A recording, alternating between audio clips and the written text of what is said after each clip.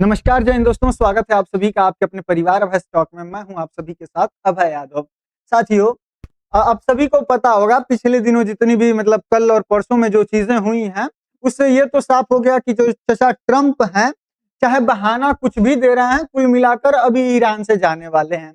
इन्होंने अपनी स्पीच में कहा, जो राष्ट्र के नाम संबोधन कल इन्होंने दिया था, कि हम जो है ईरान को पाषाण काल में स्टोन एज में भेज देंगे। अगर स्टोन एज के बारे में आपको नहीं पता है तो मैं बता दूं। स्टोन एज उस एज को माना जाता है जब से मानव जो है पत्थरों के साथ चीजों को बनाना स्टार्ट किया था, या फिर अगर सरल भाषा में कहें उसको तो जो मानव सभ्यता है उसने वास्तविकता में जीना स्टार्ट किया था। यानी कि रियल में अब वो मानवों की तरह जो है वो अब जीना स्टार्ट कर रहे थे, चीजों को समझना, उनसे उपकरण बनाना, ये सारी चीजें करना स्टार्ट कर रहे थे पत्थरों की सहायता से। ठीक है, तो ये कह रहे हैं कि अब हम उनको जो है पाषाण काल में यानी कि स्टोन एज में भेज देंगे। साथ ही इन्होंने कहा कि जो अमेरिका है वो 2 हफ्ते के अंदर स्ट्रेट ऑफ हॉर्मुज या फिर ईरान को छोड़कर निकल जाएगा। स्ट्रेट ऑफ हॉर्मुज पर अब अमेरिका कुछ नहीं करने वाला है, क्योंकि ये दुनिया की प्रॉब्लम है, अन्य देशों की प्रॉब्लम है और इससे इसको कोई मतलब नहीं है। इतनी सारी चीजें कहकर ये चाचा ट्रंप यहां से निकल लिए। इसके बाद अब आते हैं यूके के प्राइम मिनिस्टर। ये निकल कर आते हैं और इनको समझ में आता है, क्योंकि देखिए अमेरिका के पास तेल का भंडार पूरा भरपूर है। वो सीधे सीधे खुल के कह रहा है कि या तो हमसे तेल खरीदो या तो फिर जाओ तुम लोग स्ट्रेट ऑफ हॉर्मुज पर, मतलब अपनी जहाजों को अपने हिसाब से ले जाओ, उसकी जिम्मेदारी हम नहीं लेंगे। तो अब ये देखिए कुल मिलाकर इससे फायदा अब अमेरिका को ये होगा कि एक तो इधर उलझा के रख दिया है। अब जो लोगों मान लीजिए जो भी देश डर रहे होंगे वो तो उसी से तेल खरीदना स्टार्ट कर देंगे, तो उसको तो छोड़ के जाने में ही फायदा था। ईरान को भी यहाँ पर उकसा गया, गल्फ कंट्रीज को भी यहाँ पर डर है कि अब ईरान मारेगा तो ये लोग और हथियार खरीदेंगे, अमेरिका के पास और जाके झुके रहेंगे कि ना ना साहब छोड़ के मत जाइएगा नहीं तो फिर मारेगा। तो कुल मिलाकर बात अब ये है कि इसको कुल ओर से फायदा अब दिख गया है अपना। अब ये वहां से छोड़कर चल गया है, क्योंकि इसको अब समझ में आ गया कि ईरान जो है वो हार मानने वाला है नहीं। तो अब यहाँ पर जो यूके के प्राइम मिनिस्टर हैं, इन्होंने कहा कि we will bring together 35 nations take step to reopen Hormuz strait. यानी कि 35 देशों के साथ इन्होंने एक तरीके से गठबंधन बनाया और कहा कि अब हम लोग जो है स्ट्रेट ऑफ हॉर्मुज को खोलने के लिए जो कूटनीतिक और रणनीतिक काम होंगे वो करेंगे, ईरान के साथ वार्ता करेंगे या फिर उसको सैन्य सुरक्षा देना होगा, मतलब कि स्ट्रेट ऑफ हॉर्मुज को, तो वो सारी चीजें करेंगे। इसमें भारत भी शामिल हुआ और ये मात्र 35 देशों का 35 राष्ट्रों का यह सम्मेलन था, लेकिन इसमें जो टोटल देश शामिल हुए वो 60 से अधिक देश यहाँ पर जो है कि शामिल हुए, क्योंकि स्ट्रेट ऑफ हॉर्मुज सभी के लिए इंपॉर्टेंट है। तो चलिए बताते हैं आगे आपको कि भारत इसमें किस तरीके से अपनी भूमिका निभाएगा। क्या भारत ईरान से अब दुश्मनी करेगा? क्योंकि ईरान ने तो साफ साफ ट्वीट करके कहा है इस बात पर कि भारत हमारा दोस्त है और हम भारत के जहाजों को बिना किसी रोकथाम के जाने देंगे, कोई भी दिक्कत यहाँ पर नहीं आने देंगे। ठीक है, तो चलिए स्टार्ट करते हैं। ये संकट है क्या? 35 देशों की यहाँ पर बैठक हुई, इसमें भारत की भूमिका क्या रही और वैश्विक ऊर्जा संकट अब यहाँ से क्या होने वाला है, वो सारी चीजें यहाँ पर आपको हम डिस्कस करेंगे। उससे पहले स्ट्रेट ऑफ हॉर्मुज को एक बार देख लीजिए। यह फारस की खाड़ी, यानी कि जो फारस की खाड़ी है और जो ओमान की खाड़ी है, यानी कि पर्शियन गल्फ और गल्फ ऑफ ओमान, इन दोनों को कनेक्ट करता है और यह ईरान और ओमान की सीमा पर है। इससे दुनिया का कुल 20% तेल जो है निर्यात होता है, जाता है। लगभग 1.7 करोड़ बैरल प्रतिदिन यहाँ से जो है कि टैंकर से लेकर निकलते हैं। जो यह स्ट्रेट है, जो ये हार्मुज स्ट्रेट है, इसकी अगर आप टोटल चौड़ाई देखेंगे, अगर ये टोटल चौड़ाई तो ये लगभग 33 किलोमीटर है। लेकिन जो यहाँ से जहाजों को निकलने के लिए जो रास्ता है, जो यहाँ से इधर जाने के लिए रास्ता है, ये मात्र 2 से 3 किलोमीटर है। यानी कि जो यहाँ से जहाजों को जाने के लिए रास्ता है वो बस 2 से 3 किलोमीटर ही है। यानी कि बहुत ज्यादा यहाँ पर पतला है, जिसके वजह से ये बहुत ज्यादा रिस्की हो जाता है। आर्थिक महत्व अगर आप इसका समझिए तो एलएनजी, एलपीजी और कच्चे तेल का सबसे बड़ा समुद्री मार्ग है यह, और विश्व व्यापार की जो है कि यह दूरी है। अब आगे बढ़ते हैं और टाइमलाइन को देखते हैं कि कब क्या और कैसे यहाँ पर हुआ है। तो साथियों, आप सभी को पता 28 फरवरी को ये लोग हमला किए, मार्च 2026 में ईरान ने व्यावसायिक जहाजों पर हमला शुरू कर दिया था स्ट्रेट ऑफ होर्मुज को कंट्रोल करने के लिए। 19 मार्च 2026 को 35 देशों ने ईरान की यहाँ पर निंदा करते हुए एक संयुक्त वक्तव्य अपना जारी किया। 1 अप्रैल 2026 को यूके के पीएम जो स्टारमर हैं, इन्होंने 35 देशों के बैठक की घोषणा की, यानी कि 35 देशों के साथ में मीटिंग की, जिसमें 2 अप्रैल 2026 को यूके की अध्यक्षता में वर्चुअल मीटिंग यहाँ पर की गई, जिसमें 60 से अधिक देशों ने भाग लिया। यानी कि इन्होंने इन्विटेशन दिया था, जिसके वजह से 60 से अधिक देशों ने इसको ज्वाइन किया। 2 अप्रैल 2026 यानी कि कल के दिन ही भारत के विदेश सचिव जो विक्रम मिस्री हैं, इन्होंने भी यहाँ पर इस मीटिंग में जो है कि भाग लिया था। अब बात करें आगे यहाँ पर कि यूके की अगुवाई में जो 35 देश थे वो कौन कौन से थे और इसका स्ट्रक्चर क्या रहा। तो देखिए, इसके अध्यक्ष यूएस के और यूके के जो विदेश मंत्री हैं वीटी कॉपर, ये यहाँ पर इसके अध्यक्ष थे। फिर तारीख की बात करें तो कल ये मीटिंग हुई थी 2 तारीख को। इसमें 60 से अधिक देश थे, लेकिन यहाँ पर अमेरिका अनुपस्थित था, यानी कि अमेरिका इस मीटिंग में शामिल नहीं था। इसका उद्देश्य कूटनीतिक और सैन्य विकल्पों का आकलन करना, यानी कि यहाँ पर इस चीज के बारे में सोचना विचार करना था कि ईरान के साथ में वार्तालाप करके इसको किस तरीके से सॉल्व किया जाए, और अगर ये वार्ता के जरिए सॉल्व नहीं हो पाता है तो फिर सैन्य विकल्प यहाँ पर क्या है, इस चीज के बारे में चर्चा करना था। साथियों, जो पीएम स्टारमर हैं, इन्होंने कहा कि देखिए यह आसान नहीं होगा। इन्होंने इस पर एकदम स्पष्ट चेतावनी दे दी कि यह बहुत ही मुश्किल होने वाला है। अमेरिका बैठक में शामिल नहीं हुआ, ट्रंप का रुख यहाँ पर जो है वो अलग रहा। कौन कौन से देश इसमें शामिल रहे, तो साथियों UK, Germany, Canada, Australia, Bahrain, दक्षिण Korea, Sweden, Panama, Bharat, France, Italy, Japan, Netherlands, UAE, Norway, Denmark, Nigeria और 43 अन्य जो देश थे वो इसमें शामिल रहे। यानी कि जो भी महत्वपूर्ण देश हैं, बड़े बड़े देश हैं, वो सभी देश इस जो है कि मीटिंग में यहाँ पर साथ खड़े दिखाई दिए। अब बात करें चाहे ट्रंप की कि इन्होंने किस बात को बोला, क्या बोला है, तो देखिए इन्होंने कहा जो देश स्ट्रेट ऑफ हॉर्मुज पर निर्भर हैं उन्हें खुद हिम्मत करनी चाहिए, जाओ और उसे ले लो, बस ले लो और उसे प्रोटेक्ट करो। ऐसा डोनाल्ड ट्रंप अपनी स्पीच में, अपने जो उनका सोशल मीडिया ट्रूथ है उस पर यहाँ पर पोस्ट किया।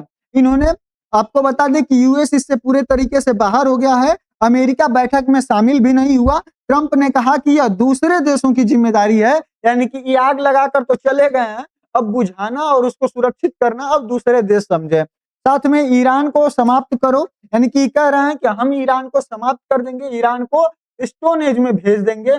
मतलब इन्होंने कहा है कि लगभग 2 हफ्ते के अंदर अमेरिका ईरान से पूरी तरीके से विड्रॉ कर लेगा और उससे पहले ईरान के ऊपर मतलब ऐसे तरीके से हमला किया जाएगा कि ईरान पूरी तरीके से बर्बाद हो जाएगा। साथ में सीज फायर का संकेत, ईरान ने सीज फायर मांगा है। ट्रंप बोले कि हुर्मुज खुलते ही इस पर जो है कि विचार करेंगे, क्योंकि जो ईरान है उसने कहा था कि हम जो है तैयार हैं, लेकिन हमारी 5 जो मांगे हैं उसको यहाँ पर मान ली जाए तब। अब बात करें कि भारत की इसमें भूमिका क्या है और ऊर्जा सुरक्षा पर जो दावा है भारत का वो क्या है। तो देखिए 88% जो टोटल कच्चा तेल है उसका आयात जो है विदेश से होता है भारत का, जिसका 40 से 50% जो है वो स्ट्रेट ऑफ हॉर्मुज से ही होकर आता है। भारतीय जहाज सुरक्षित पार हुए हैं अब तक कितने, तो 6 जहाज जो है वो स्ट्रेट ऑफ हॉर्मुज से एकदम बिना किसी दिक्कत के भारत आ पाए हैं और 8 भारतीय नागरिक संघर्ष में यहाँ पर शहीद हुए हैं। यानी कि भारत के लिए मेन पॉइंट यह है कि जो मर्चेंट नेवी के भी जवान हैं जो इस तरीके की शिप्स वगैरह को चलाते हैं, चाहे वो किसी भी देश का हो, मैक्सिमम यहाँ पर भारतीय भी होते हैं। और इस जो भी हमले हुए हैं भले ही वो अन्य देशों की जहाजों पर हुए हों, लेकिन वहां पर जो मतलब उसको संचालित करने वाले जो सदस्य थे वो भारतीय थे और उनमें से लगभग 8 भारतीय जो है वो शहीद हो चुके हैं ईरान के इस हमले के वजह से। अब साथियों बात करें यहाँ पर कि भारत की कार्यवाही क्या है, तो देखिए विदेश सचिव जो विक्रम मिस्री हैं, इन्होंने यूएस की बैठक में ये शामिल हुए। जो हमारा मिनिस्ट्री ऑफ एक्सटर्नल अफेयर्स है इसने ईरान से सुरक्षित मार्ग के लिए संपर्क किया है और 204 भारतीय जो अजरबैजान के रास्ते ईरान से जो है कि निकाले गए हैं।